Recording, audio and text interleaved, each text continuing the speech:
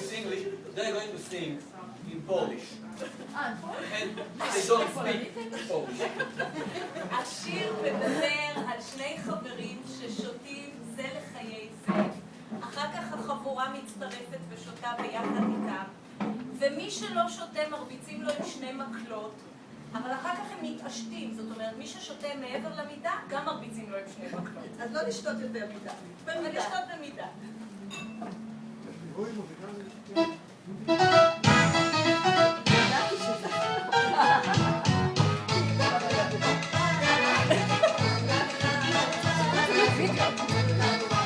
נראה לך שאני אפספס את ההזדמנות?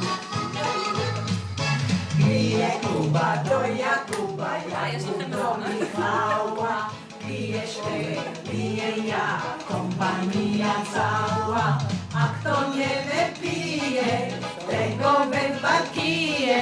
Upu cupu, tego we dwa kije.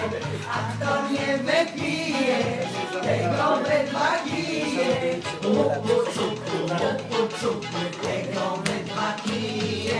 Byli nasi pradziadowie, każdy wypił czarę. Jednak głowy nie tracili, bo wpijali wiarę. Kto nad miarę pije, tego wędza pije.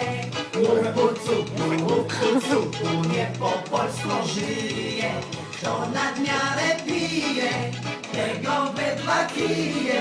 Upu cupu, nie po polsku żyje.